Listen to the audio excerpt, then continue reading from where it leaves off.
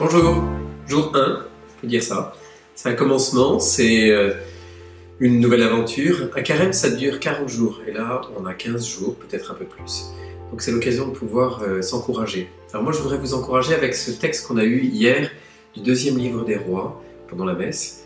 Ce texte, il parle de Naaman, le Syrien, qui était malade, et le prophète Élisée lui a dit « mais va te baigner 7 fois dans le fleuve ». Et le Syrien est très en colère en disant « mais c'est presque rien, c'est minable, on aurait pu me demander quelque chose de très difficile, je l'aurais fait ». C'est un petit peu la même chose pour nous. En fait, on est dans un monde où il faut toujours aller très très vite, où c'est l'immédiateté, c'est maintenant, tout de suite.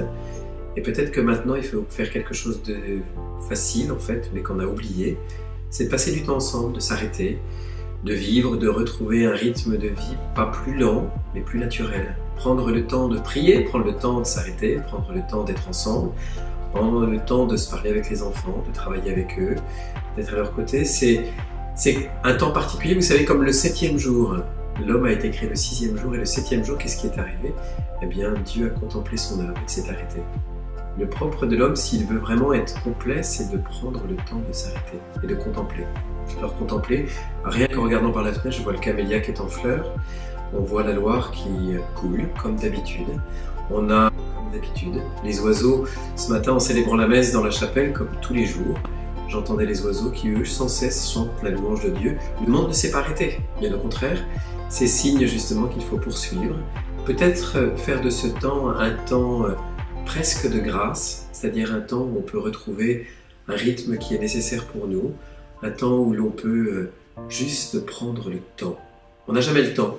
Vous savez, souvent on entend « j'ai pas le temps de prier, j'ai pas le temps de lire, j'ai pas le temps de ceci, j'ai pas le temps de cela ». Alors là, on va avoir le temps.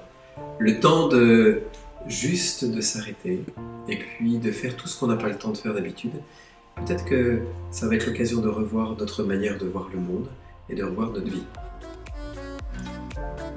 Alors chaque jour, on va vous donner un petit conseil, on va se donner un petit conseil pour pouvoir rester dans la joie, dans l'espérance et dans la prière.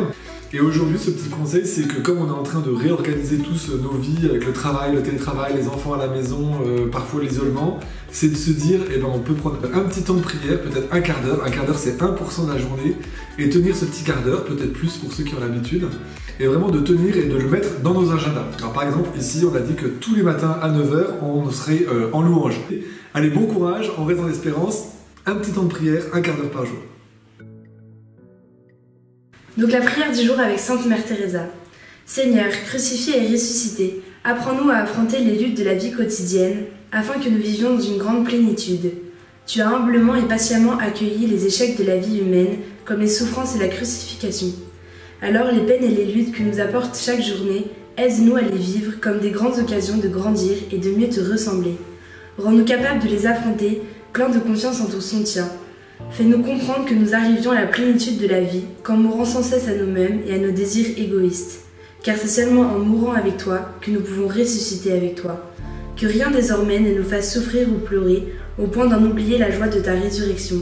Tu es le soleil éclaté de l'amour du Père, tu es l'espérance du bonheur éternisé, tu es le feu de l'amour embrasé.